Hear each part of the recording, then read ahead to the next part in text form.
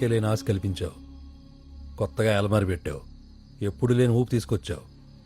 మాకు వ్యతిరేకంగా, నాకు వ్యతిరేకంగా. ఇంకొక్కడు నీ పేరు చెప్పి ఒక్క అడుగు ముందుకేసాడా, చోటు ఖాళీ చేసేయి. జెండా పెట్టించిందే మేము, ఆలోచన పుట్టించిందే మేము.